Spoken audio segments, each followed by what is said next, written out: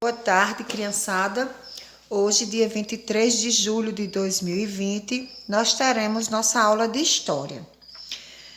E eu começo com uma pergunta.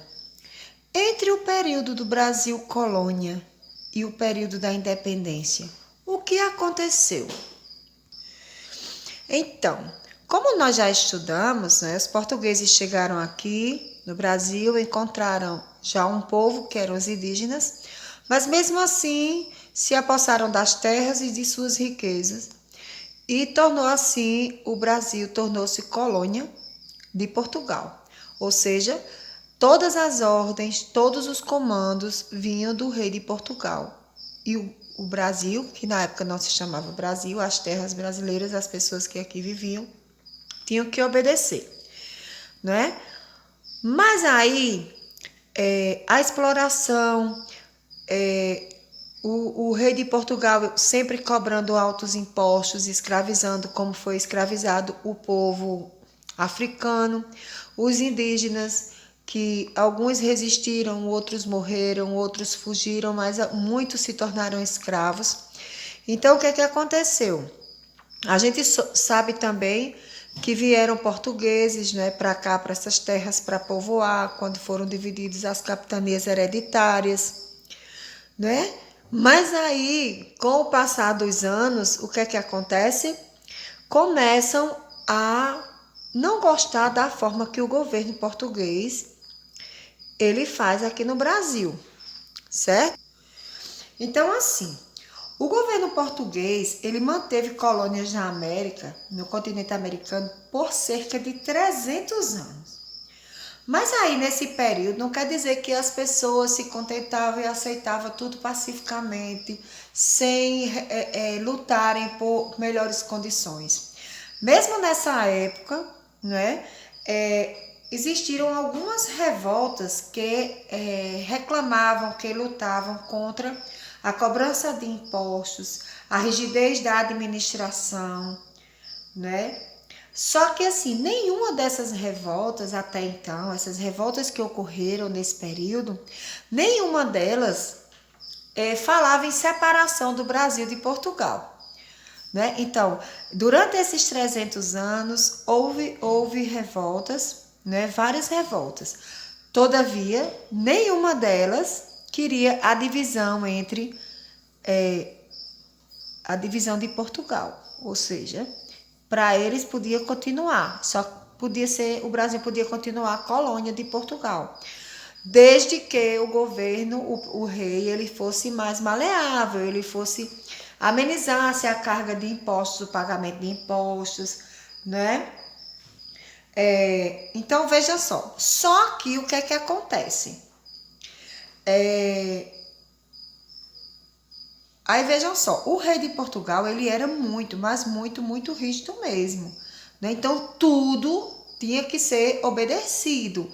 Só podia negociar com quem o rei de Portugal determinasse. Nada poderia ser vendido do Brasil ou ser comprado aqui naquela época sem a autorização dele, certo? E isso deixavam as pessoas que estavam aqui revoltadas. Então, como eu disse a vocês, o governo português manteve as colônias no continente americano por 300 anos. Nesse período houveram revoltas, mas essas revoltas não pediam a divisão de Portugal. Todavia, lá em Minas Gerais, né, houve um camarada lá que ele iniciou, né, ele comandou uma revolta, né, uma luta que se chamou Conjuração Mineira. Se é mineira é porque aconteceu em Minas Gerais. Isso no ano de 1789. E esse cidadão, nessa revolta da Conjuração Mineira, o que acontece? Já tinha a idade de proclamar a república. Ou seja, ele queria transformar o Brasil, deixar de ser colônia para ser uma república, né? Então, a ideia era proclamar uma república e acabar com as dívidas dos colonos, Por quê? Porque como a gente estudou lá no início, o rei de Portugal trouxe os colonos para cá, né? Deu as terras para eles produzirem, mas tudo era do rei. E os colonos, mesmo produzindo, mas não conseguiam pagar por essas terras, por tudo que eles tinham. Então, eles tinham uma dívida constante, além dos impostos, né? Então, além disso, tinha também a questão da escravidão. E o fim da escravidão não era certo porque muitos desses colonos, eles usavam a mão de obra escrava dos africanos. Então, o que é que acontece?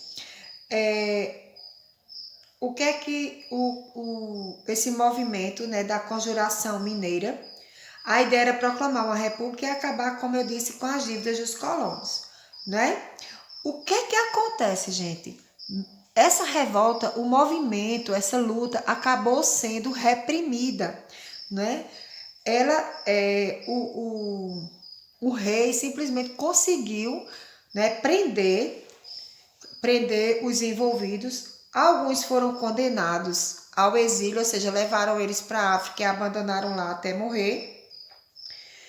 E Tiradentes, né, que veio do povão, que é esse cidadão aqui, ó, Tiradentes, né?